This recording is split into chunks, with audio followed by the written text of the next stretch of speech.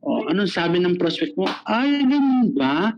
Akala ko kasi magbebenta-benta. Diyos ko, ay! Diyos ko! Huwag mo sanang tanggapin. Ay, Diyos ko! Akala ko, Mari, magbebenta-benta. O, hindi naintindihan. So, maganda pala, sinamarize mo. Kasi kung sinamarize mo, nakita niya na, magpapalaki pala ng grupo Mara sa kaliwa at sa kanan. Yes, magpapalaki ng grupo sa kaliwa at sa kanan. Tama, at pag nagpares yan, may 1/8 ka, at yan kakikita ng malaki. Oh, because of the summary that you have given, naintindihan niya. Kasi baka yung unang way to earn na direct selling, tumatak, nagsara ng isip, naku, benta-benta pala ito. Ano, Mari, naintindihan mo ba? Oo, Mari, ayan, ibenta-benta, ay naku, Mari, naintindihan. So it's better for you to ask. The number one question is, Mari, naintindihan mo ba? And it's better, after asking that question, you give a little summary of the business plan. Gets? Tulog yun naman kayo sa pansitan. Okay, next, the second question. Mare, naintindihan mo ba? Yes, naintindihan ko, Mare. Tapos sinagot siya, Mare, may tanong ka pa ba? Kasi posible, hindi makakapag-desisyon ang prospect mo kahit na naintindihan niya, pero merong nagkahiwalay kayo na may left unanswered question sa kanyang isipan. So, anong gagawin mo? Itanong mo. Itanong mo kay Tulpo. Itanong mo, Mare, may tanong ka pa ba? Nakakatakot pag ang sagot ng prospect mo o ng guest mo, Mari, wala. Ako, delikado. Posibleng totoong wala talaga na tanong? Or number 2, posibleng ayaw niya, gusto niya na matulog, magpahinga at kumain. So you have to know. Mari, may tanong ka ba? Pag sinabing meron, ay dito napapasok ngayon ng mga tanong. It could be a question about the product. It could be a question about the business plan. It could be about the legality. It could be a question about his capacity. Diba? It could be about his experience sa ganitong klaseng negosyo. Dito na ngayon papasok kung talagang inaral mo ang module ni OJ. Diba? The defense against misinformed. Diba? Diyan tatanong ako, Mari, networking pala yan. Mari, may tanong ako, Mari, networking ba yan? Diba? Mari, hindi ito networking. Ito ay referral marketing business. Diba? Kasi magre-refer ka lang. Diba? Pero kasi diretso mo, Mari, networking ba yan? Yes, Mari, network marketing ito. Ano ba? Do you have a bad or good experience sa network marketing? Wala naman. It could be based sa experience. Pare, sumali na ako dyan. Hindi ako kumita. Mukhang hindi para sa akin yan. What would be your answer? Anong sasagot mo? Intindihan mo ba? Kaya nga, sa unang araw mo pa lang, sa unang mga araw mo in studying the business, you should master the possible issues and concerns and objections na pwede mo makaharap in the immediate future. It could be a question about sumali na ako dyan, iniwan ako ng upline ko, sumali ako dyan, nagsara yung kumpanya. Diba? Sumali na ako. Kung uminom ako ng products ninyo, wala akong ubo, lalo akong inubo. O anong sagot mo? It could be a question about the products. Sumali ako dyan, Mari, uminom ako dyan, grabe. Wala akong ubo, inubo ako lalo, hindi mo pala napaliwanag. Mari, sa totoo lang, alam mo kung bakit kayo inubo, may dried phlegm ka dito. Because of the goodness of the product when you drink, di ba? C24/7, in-expel yung dried phlegm, kaya ka inubo. Di ba? Ay, Mari, nung uminom ako dyan, nako, yes, C24, uminom ako, yung tae ko, may kasamang sipon. Ano sagot mo? Maswerte ka, Mari. Yung tae mo may kasamang sipon. Kaysa naman yung sipon mo ay may kasamang tae. Ay, ay, Diyos ka. Pag gano'n ang sagot mo, patay na ang buto-buto. Tinapakan, magaling. Ay, naku. Anong sagot? Pinapaalam mo, diyan kayo magagaling, diyan kayo magagaling. Yan ang inaabangan yung joke. Sabi mo, yung sipon yan is part of the detoxification. It's part of detoxification of your body. Detoxification. And ini-expel ang mga, detoxify ang mga ano dyan, mga masamang elemento. Tawa ka ng tawa. So, dapat umaadad ka ng mga ano natin kay Doc Butch, di ba? Product presentation para alam mo. Pagdating sa magdinegosyo, siyempre legality, nako, ito na mga kababayan, na-scam ako. Tinamaan ang magaling yan. Na-scam ako. O, scam yan. Kasi minsan, pag medyo ba hinahina ka at na-scam, medyo titiklop ka na-scam ko. Yung Alayan Motion in Action, na-scam ako yan. Di ba? Sabi mo, sige po, hello. Chappy po, nalubat. Di ba? Hindi ka ready. You ask, diretso. Attorney, ano sagot? Ito ba ako kayo na isang sagot? Kasi ito lagi ang ano. Ito naman kasi namang iba mga unprofessional distributor din naman kasi. Marami ako na marami rin disappointed ako sa mga burong talaga na mga distributor. Maraming kwento, alam mo, sa totoo lang, maraming nagsasabi sa akin na hindi na ako nasasali. Alam mo kung bakit? Sumali ako, pinadala ko yung pera, diba? Tapos nung tanggap, dinak na ako, hindi ko na makakontak. Doon ako nagingit talaga. Yung tipong, hirap na nga tayo mga katulad natin na seryoso sa ganitong negosyo to professionalize, to clean the image of network marketing. Tapos may mga maririnig ka pa ng ganyan. Sumali ako, di ba? Attorney, sumali ako. Grabe, pinadala ko yung 15 accounts. Di ba? Talagang pinakita sa akin ng screenshot ng 15 accounts, even yung income ko. Kaya lang, nagkaaway kami nung upline ko. Inopen ko yung DTC ko. Hindi ko na. 4 lang ang nakaregister. Pero nagpadala ko ito ng 15. Pagkano ko pinadala sa screenshot? It turned out na pinuto siya pala yung screenshot to appear na 15 accounts ang na-register. Ha? Paano yung mga katulad natin na seryoso sa negosyo tapos may encounter mga tinamaan ng mga galing, mga scalawags na yan. Di ba? Ewan din. Di ba? Ay, nakapower talaga. Nasisira yung ibang distributor. Yes, hindi nga nasisira yung buong distributor. Hindi nga nasisira yung ibang distributor Nasisira ang buong network marketing industry. Hindi nga lang easy. Buong network marketing industry ang sinisira. Naku, yung mga networking na yan, mga scammer yan. Di ba? Okay, so, anong question ba? Laging ba nito this? What if sinabi sa iyo na na-scam ako? Okay? Ito lang, para alam niyo kung paano sagutin. Ano pong ibig sabihin ng na-scam? Karamihan kasi, 60 to 70 or 80% po na nagsalitang na-scam sila. Ang ibig nang sabihin, hindi sila kumita. Okay, ka? So, pag sinabi ng prospect mo na na-scam ako, ano pong ibig niyo sabihin? Alam mo, pwede po ba malaman kung ano ibig sabihin na na-scam? Alam mo, pag magkwentuhan kayo, isa lang ang point niya. Na-scam siya kasi hindi siya kumita. O pag hindi mo siya nakumita, hindi siya na-scam. Makinig ha? Kasi minsan kasi defensive tayo, hindi siya scam. Ito po ayon sa Republic Act 7294 o Consumers Act of the Philippines. Andyan po si attorney, abogado niya, nag-networking pa na easy. Legal, ito hindi ito scam. Masyado kang defensive. Tanungin mo anong definition niya na scam. Kasi minsan kasi pag sinabi na scam, hindi sila kumita. And you ask, kung may kwento po kayo, ano pong nangyari sa inyo? Pag kwentuhin mo at doon malalaman, sumali kasi ako, hindi ako kumita. Kayo po ba yung nag-aral? Anong pag-aaralan? O yun, so alam mo na. Alam mo na hindi nag-aral. Kayo po ba ay sumunod sa sistema ng grupo? Kasi pinag-aaral kasi ako, alam ko na yan.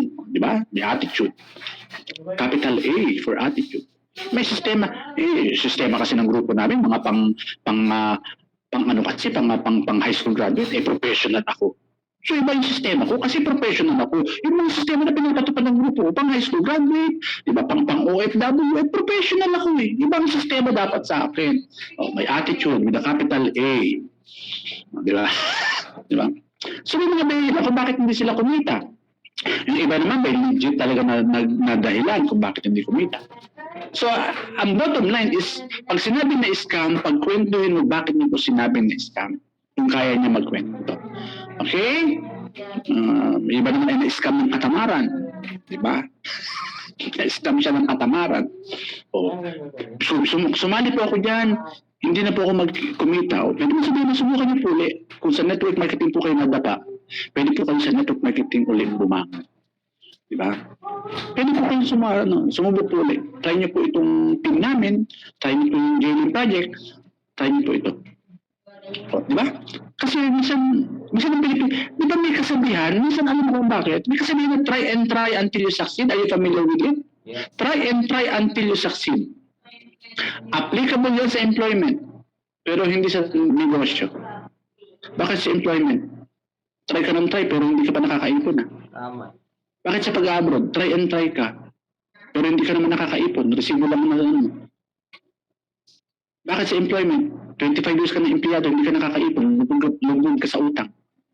Pero nandiyan ka pa rin, nagtatry ka pa rin. Pero bakit sa negosyo, na once ka lang nag-try, hindi ka kumita, ayaw mo na ngayon mag-try. Try and try until you succeed. Applicable sa employment. Pero bakit hindi mo ina-apply ang the same principle sa negosyo o sa network marketing? Boom! Boom! Basag! O minsan kasi, kailangan mo rin kasi ipamukha sa kanila na mali yung iniisip nila. Gets? Gets? Subukan niyo po ulit ang network marketing. Malay niyo po, yung unang sumali ka po is for you just to be open up. Your man to be open up in network marketing. Para open na po kayo, para when the right times comes or when the right group comes, ready na po kayo mag-network ulit. Yes? Ay, sas nila mga kami. O may tanong ka pa po ba? So be ready with the possible questions. It could be a question about the product, question about the nature of the business, which is network marketing. It could be a question about the business plan. It could be a question about our company. It could be a question of trust. It could be a question of, kaya ko ba yan? Yes? O may tanong ka ba? Mari, may tanong pa ako. Takat, nasagot mo. That's it. Okay. Third question. Bilisan natin. Pambira. Third question. Okay. Magandang products at marketing plan. Alam na gusto mo. Always relate it doon sa dahilan kung bakit mo siya naimbita sa webinar o bakit mo siya napresentahan. Malamang gusto niya ng extra income kaya gusto niya natanggal siya sa trabaho, gusto niya ng extra income, okay na napresentahan mo, biglang sinabi ano yung pinagustuhan niyo, business negosyo o produkto, ang sinagot sa iyo ay nagustuhan ko yung produkto. Remember? This is different doon sa dahilan bakit mo siya naimbita. Naimbita mo siya dahil gusto niya ng extra income pero bakit? Bakit ngayon, tinanong mo siya after the presentation, nagustuhan niya na yung product? Dalawa lang yan. Pwede totoong product o hindi totoong product. Ay dalawa talaga pag-abogado talaga, it's either black or white. Totoong, bakit nagustuhan niyo po yung product? Kanina gusto niyo yung extra income. Ask. Kasi po, meron pong may diabetes. Yung aking tito may diabetes. Interesado ako sa produkto para maibigay ko sa tito ko. That's correct. Meron naman nagpaproduct-productan, tinatago na interesado siya sa marketing plan. Pag gano'n, dapat ready kang umamoy. Pag gano'n yung ginagawa ko, sinasabi ko, alam mo, baliktad tayo, ito products, ako marketing plan. Gusto ko po yung malagay ang kita. Alam mo, sagot ng prospect, ay ako din negosyo. Nakikiayot-ayot, naghihintay lang. Diba? So, pag nasa marketing plan, alin ang pinaka-nagustuhan mo? The next question would be, alin po ang nagustuhan mo, ang pinaka-nagustuhan mo, yung produkto o kitaan? Hindi pwedeng pareho. I use the word pinaka. Ano ba yung pinaka nagustuhan mo? Pareho, naku, po. Meron po dyan isang lamang. Yun yung mga pagkakataon na hihiya na umamin na gusto ang kitaan. Diba? Ano ba yung pinaka nagustuhan mo? Yung kitaan. Ay, alam mo, pareho po tayo kitaan. Okay? Pag sinabing products, sa marketing plan, number 10, number 7, number 7 could stand alone as your only question after the closing. Ma'am, maganda po yung produkto at kitaan. Matanong nga po kita, to be honest with you, 1 to 10, 10 sa sali, nasaan po kayo doon? Makinig, ha? Pwede ito naman itanong mo. Ma'am, maganda po yung produkto at kitaan. Maganda po, alam naman natin, malaking kitaan. Ma'am, 1 to 10, 10 sa sali, nasa po kayo doon. Sabi niya, number 8. Oh, ma'am, 10 sa sali, number 8 po kayo. Ma'am, pwede po bang, this is my next question, ma'am, pwede mo po masabihin sa akin kung ano yung tanong niyo o concern niyo para yung 8 ay maging 10. 1 to 10, 10 sa sali, sabi niya 5. Ako mukhang hindi interesado. Ma'am, pwede po malaman bakit 5? Bakit hindi 7? Bakit hindi 9? Bakit hindi 10? 5 kasi, nandiyan na yung mga possible issues and concerns. Sumali na ako yan. Ganyan. Pinangakuan ako ng langit at bituin. Pero dilagay ako sa impyerno. Okay. So this question, 1 to 10, 10 sa sali. Paano ako sagot? Ma'am, 1 to 10, 10 sa sali, nasan po kayo doon? 11 ako, 12 ako. O, tinamak na magaling, excited. Ikaw naman, nagkukumaw ka na. Nanginginig ka na. Wow, sumobra, apply, sumobra. Okay? So at least alam mo na. Pag 9, pag 8, pag 7, alam mo na, may mga issue, may iniisip yan. Okay? So, next, kailan natin sisimulan ang negosyo? It's not asking of kailan mo papadala yung pera, di ba? Pwede mo diretso na kailan mo papadala yung pera, kailan mo ipapadala yung puhunan. O yung iba tinatanong, ano bang plano mo? Let's be specific, kailan natin sisimulan ang negosyo? Kasi iba na, alam naman niya na para, sana naintindihan niya na para magsimula ang negosyo, kailangan bumili ng package. Ngayon, meron kasi ganito kailan natin sisimulan ang negosyo? Ngayon na, wow, sige po, ngayon na po. O ano pong package na bibili natin? O ang sagot ng prospect, ay, bibili ba?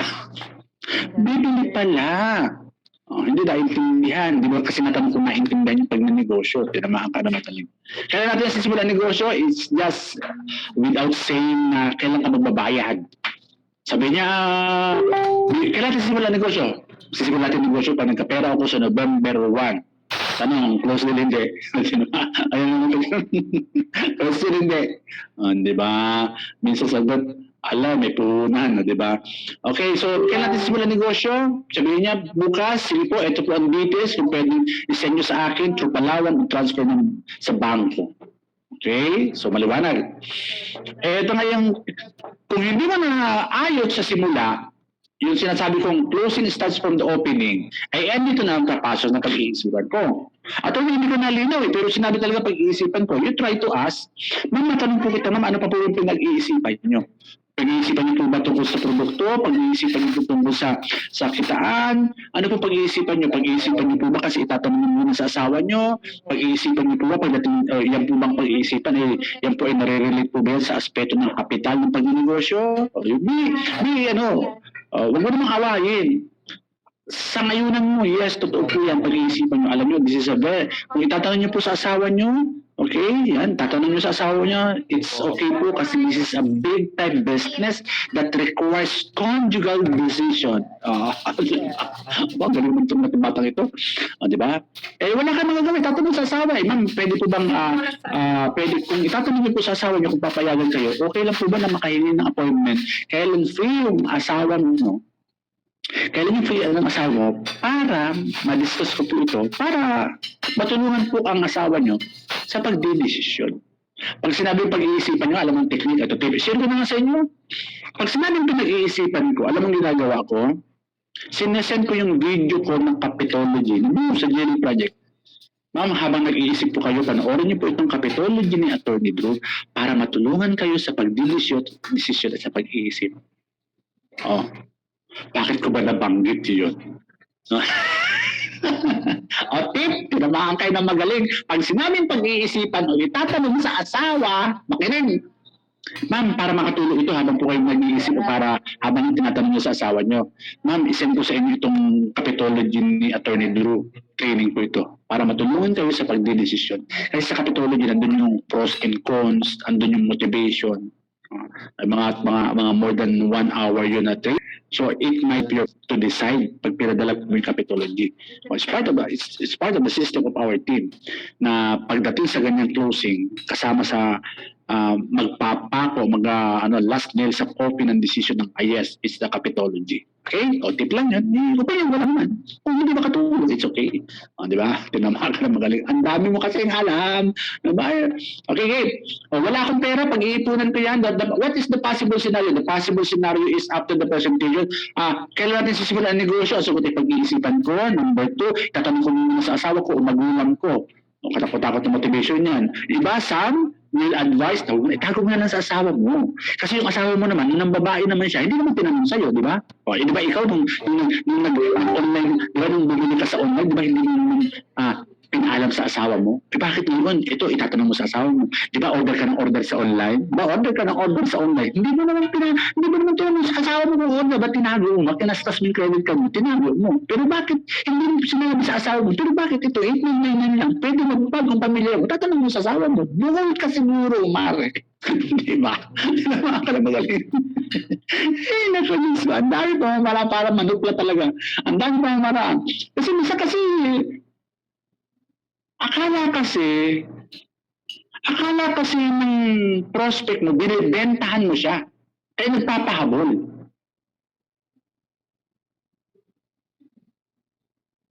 Hindi niya alam na tinutulungan mo siya kaya pinipilit mo. As a good closer, dapat hindi maramdaman ng prospect mo na hinahabol mo siya. Dapat maramdaman ng prospect mo na kailangan kanya.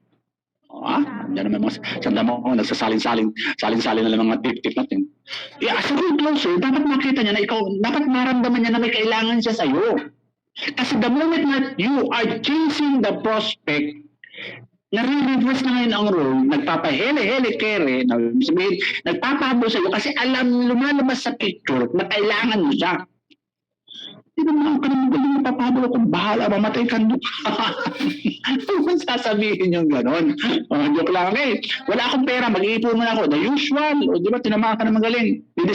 Wala akong pera, mag-iipon muna ako. Ang pinakamahirap na customer, ang pinakamahirap na prospect ay ang mga taong walang pera. Makinig. Pag may pera yan, madali nang usapan yan. Mari, ilan bibilin mo? 7 o 15 accounts. Ay, gusto ko yung 15 product packages kasi malaki ang kita doon. Pag walang pera, katakot-takot na motivation, madidrain ang energy mo. Yung kakakain mo na, tuloy na agad. O malamang ma-impact ka sa kamumotivate pag walang pera. Bakit ka ba naghahanap ng walang pera? Ay negosyo ito. Kasi attorney, mga kaibigan ko, mga walang pera. That's the reason why you have to do this business. Kasi kaya ka walang pera because your circle of friends are mga poor, mga mahihirap, dukha at hampas lupa. Change your circle. Wala nga akong pera. Okay. Wala kang pera, kasi message mo na lang ako pamaya. Or you can even try to motivate. That's motivation 1.0. So, hindi wala akong pera eh. Motivation number 1. Alam mo, take down it, comment. Alam mo, sa totoo lang, 90% po na sumalat yung maman sa easy, mga wala rin pera katulad mo. Are you ready? Hindi naman po lahat ng negosyo na pera. Yung iba, humanap lang ng paraan para magkapuhunan. Ang tawag po doon, diskarte.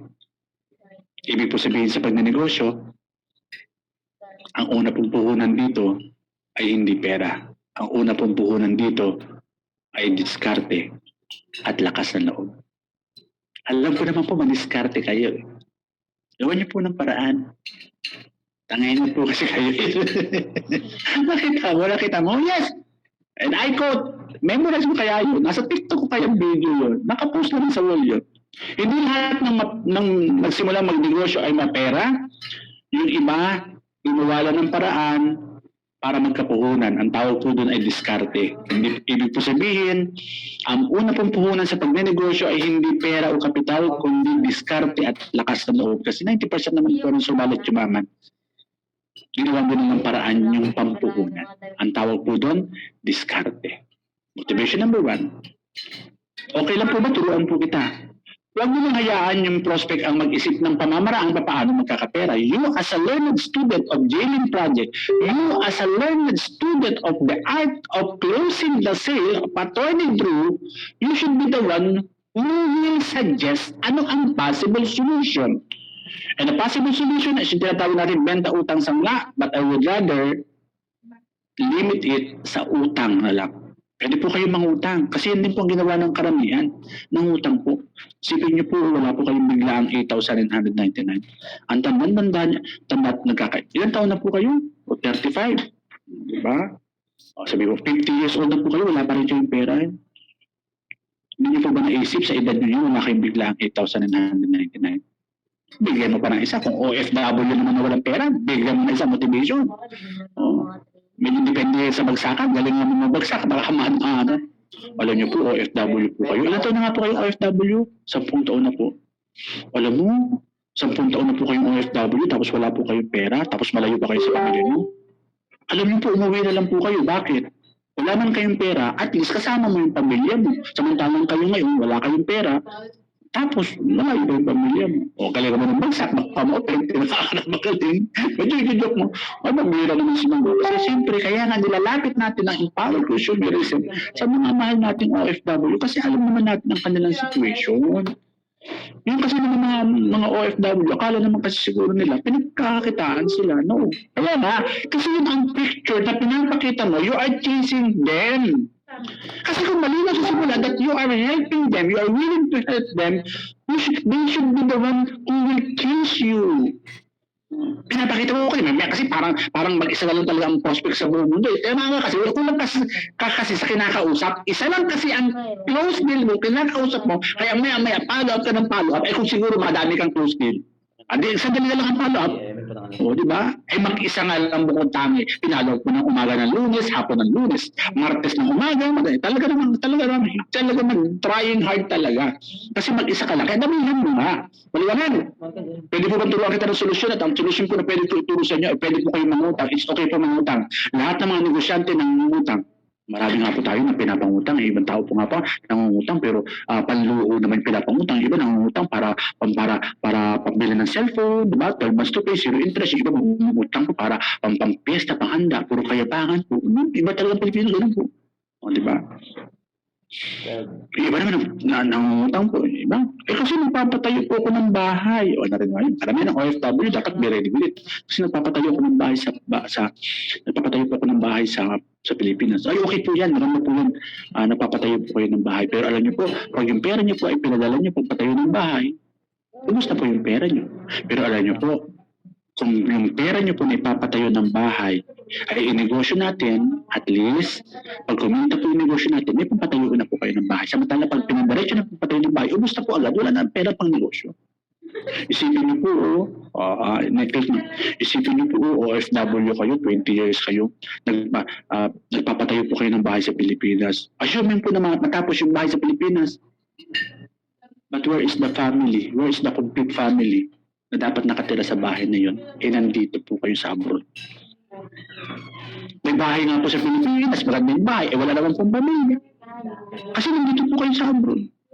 Di ba? Sabay kindat. Motivate mo na, tirahin mo na motivation. Marami naman po ganyan eh. Ang masakit po yan, pero po akong kwento na nagpapadala po siya ng pera. Alam niyo po, ma'am, may nagpapadala ng pera. For 5 years, nagpapadala siya ng pera sa bahay niya sa Pilipinas. Nung umuwi siya after 5 years, hindi niya sinama sa pamilya para masurpresa yung pamilya niya.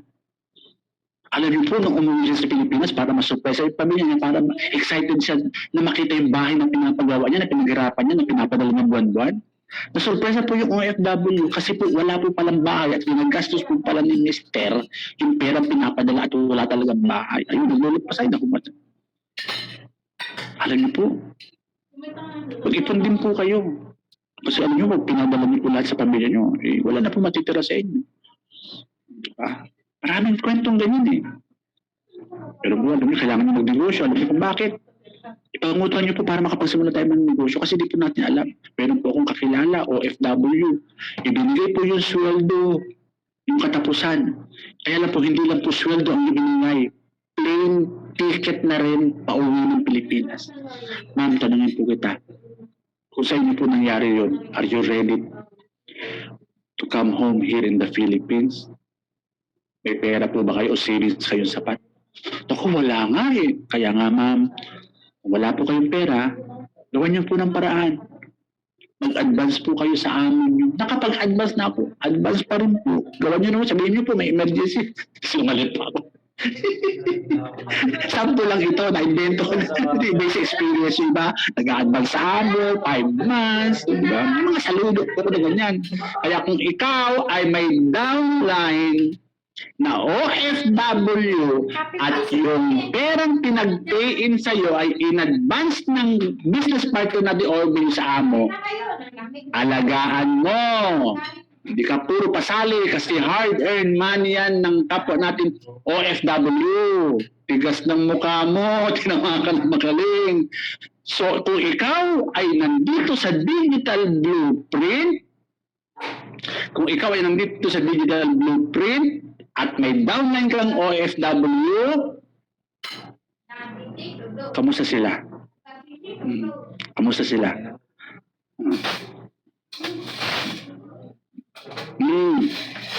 Kamusta? Kaya mag-inventaryo ka. Diba? Mag-inventaryo ka ng mga OFW na ginagawa ng buhay. That's the reason why. Ay, power. Next, alin dyan ang napili mong solusyon? Try to ask. Alam po, napili mong solusyon. Ibenta utang mo sangla, pero ako, I would rather limit it to utang. Kasi magbenta-benta, pwede magbenta ng motor, pwede masangla, pero I would rather suggest, mahutang po kayo, pwede kayo mahutang na may interest para makahanap kayo. Kung mga kaibigan mo hindi magpapautang, sabihin mo sa kanya, pare, mahutang ako, tulagyan mo ng tubo. Kasi minsan dahil kung para, nahihirap magpatubo. Pero imbis na magpahiram, hindi sabihin mo lang ng pare, wala, ginagamit ko rin. Gets? Last, kulang ang pera, what are you going to do kung wala ang pera? Diba? Ito ang sultan na mahirap ang motivation. Kung walang pera, kulang ang pera. Magkano ang pera mo dyan? 6,000? O sige, padala mo sa akin, ako naman ang bahala. Diba? Ay kung meron ka naman 2 o 3 bangga, dilagay mo sa 2 o 3 bangga. Gets? Okay. Last motivation, so closing, you have to sell the vision, you have to sell the problem that you have solved, and you have to sell your lifestyle. Sell the BPSSL, the vision, problem that you have solved, and your lifestyle. Kahit hindi na tayo magaling mag-present, if you can effectively sell the vision, attorney, ano ibig sabihin na is sell the vision? What I am saying is, papaano mo mapapakita sa prospect mo yung buhay na naghihintay sa kanya the moment na nag-join siya sa empowered consumerism. 2 years from now, ito po ang i-describe mo. 2 years from now, isipin niyo po, ito kung kumikita po kayo ng 100,000, tapos nandito kayo sa Pilipinas, kasama niyo na yung pamilya niyo, tanong mo po, masaya o malungkot? Masaya. Di ba masaya ma'am? Tapos nakatira ka sa bahay, kasama mo sila, naaalagaan mo yung mga anak mo maliit, masaya po kayo mamano. Masaya. Always put a feelings kung anong mararamdaman niya. Masaya. So mararamdaman niya, masaya yun. Di ba? Kung ikaw po ay lumog sa utang, 2 years from now, nakabayad na po kayo ng utang, nakabili ka ng mga nasasakyan, you are earning 200,000, ano po yung feelings nyo? Masaya. Lagi mong tanongin, ano yung feelings nyo? You have to effectively, dapat makita niya yung vision na naghihintay sa kanya magandang buhay. Tama. Di ba? Na ikaw, alam nyo, pagdating ng panahon, ikaw po magkakandak ng seminar at mag-testimony ka, lumog ka sa utang, nagawa mo ng paraan, papanoorin lang kayo. The problem that you have solved, ako ang problema ko before, I'm too busy. Malaki nga yung kita ko, kaya lang I'm too busy with my practice of law. Anong nasolve nito? Because of empowered consumerism, namimili na ako ng kaso, I was able to gain my time freedom. Marami akong oras sa pamilya ko at marami akong oras sa sarili ko. Nakakapag-travel ako kung saan-saan. That's freedom. Ayoko nung parang ako bilang abogado, ayoko po nung naka-confine sa cubicle, ayoko naka-confine sa corporate ng kwarto, na dinumero, kailangan nandito ka ng oras, ayoko po nang ganun. Ang gusto ko yung sarili ko, yung oras ko. At yun ang nasolve ko. Ikaw, anong nasolve mo?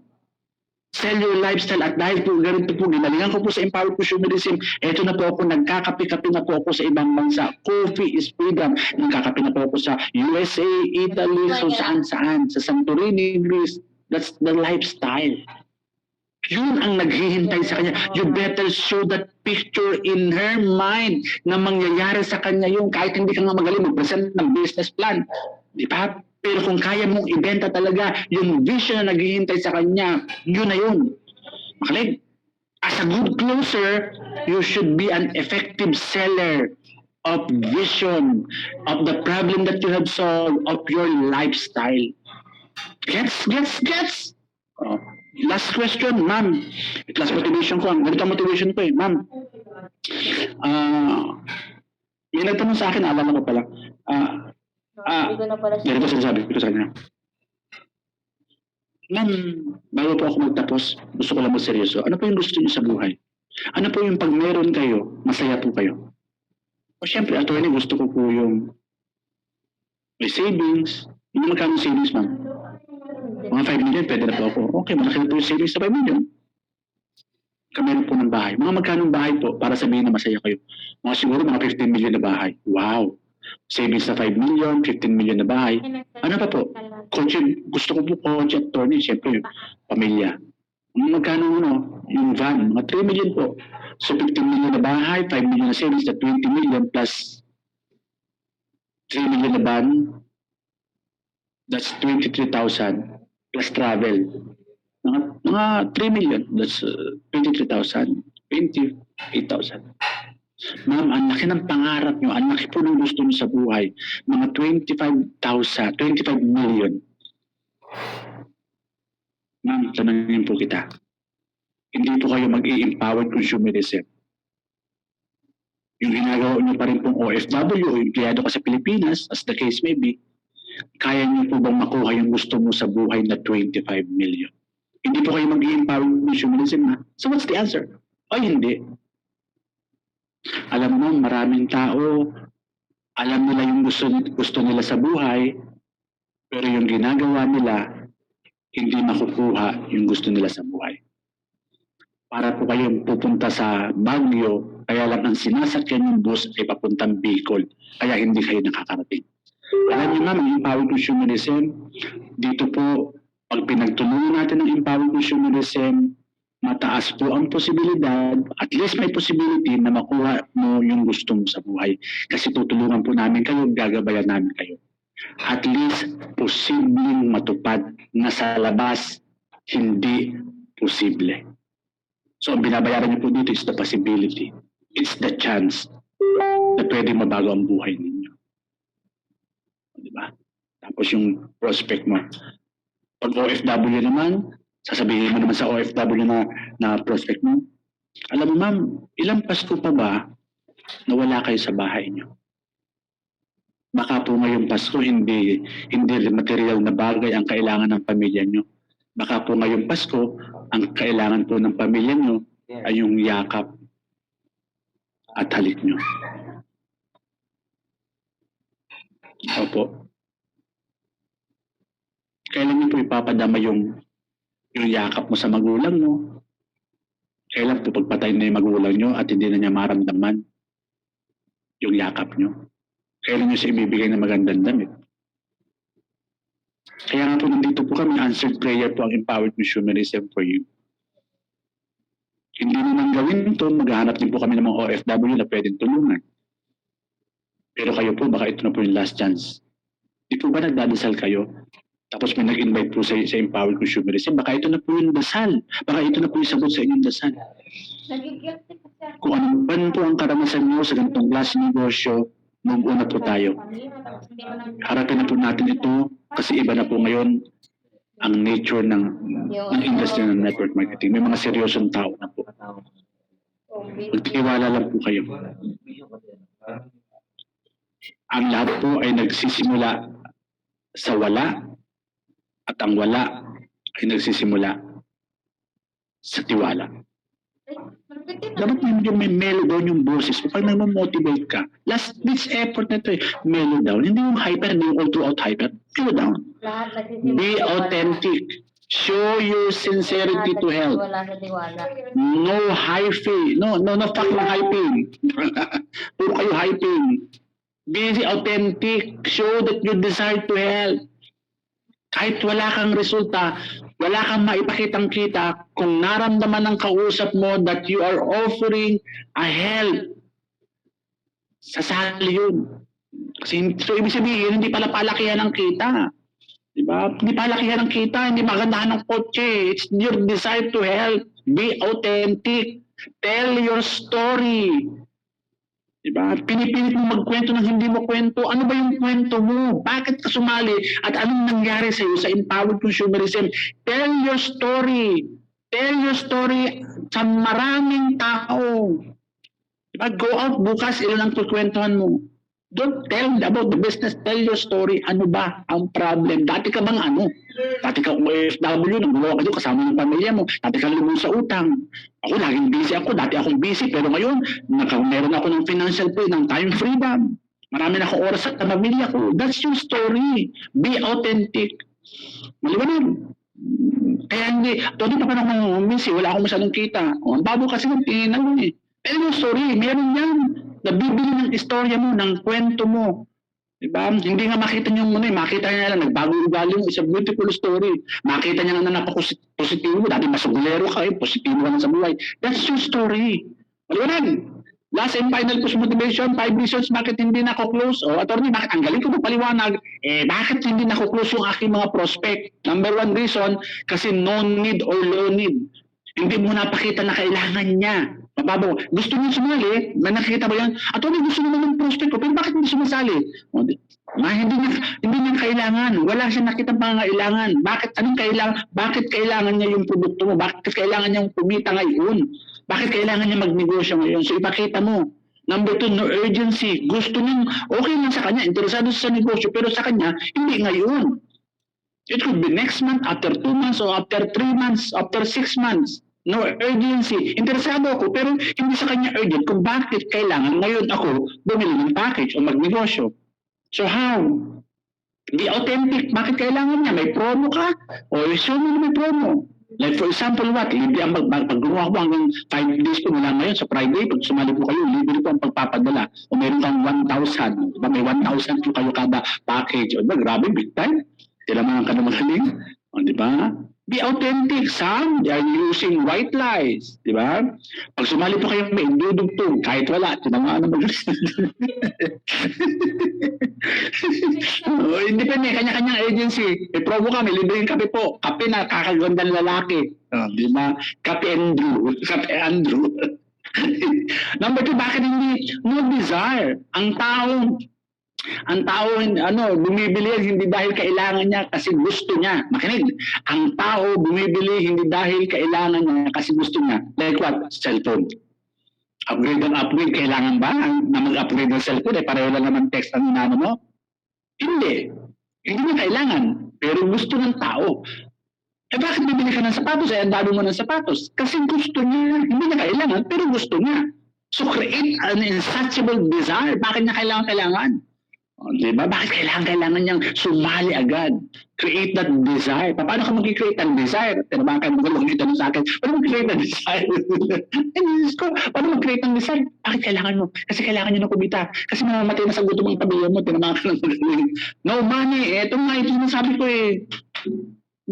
Bakit hindi mo na-close? Kasi walang pera. In the first way, bakit ka naghahanap ng tao na walang pera? Alam naman niya, magdinegosyo. In other words, hindi siya magnenegosyo kasi wala siyang pera. So hanapin yung mga tao, magnenegosyo. A classic example would be, para ka nagpa-flyery ng condominium unit sa squatter. Alam mo, wala nga pambili ng bahay yun eh. Kaya nga nasa squatter's area, doon ka nagpa-flyery. Nakita mo sa Trinoma before the pandemic, sa Trinoma, dahil high-end yung mga condominium na nasa Ayala, bago ka abutan ng flyer, tinitingnan ka muna mula ulo hanggang paa. Malayo ka pa lang, tinitingnan ka na mula ulo hanggang paa. Pag naabutan ka, qualified ka sa visual check nila.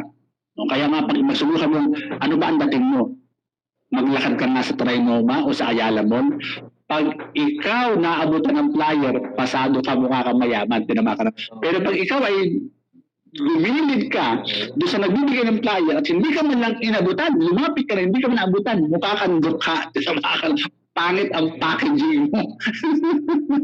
Yung sabihin mo nga niya, bakit ka magbibenta, bakit ka magkakaroon ng, hanapin mo yung mga gusto mag-negosyo. Napakadali kong magbenta ng packages natin, ng products natin, ng negosyo natin sa mga tao may pera. Hindi pinag-uusapan, tinakaos ganun usapan. Pero pag walang pera, katakot-takot na motivation, dugo-dugo ang alang-alang mo at ilong mo, hindi pa naglilipasay ka na, nawawala ng mga oxygen level, bababa na oxygen level mo. Pagkaka-COVID ka na, wala, awanin, nakanyok ka, make no trust.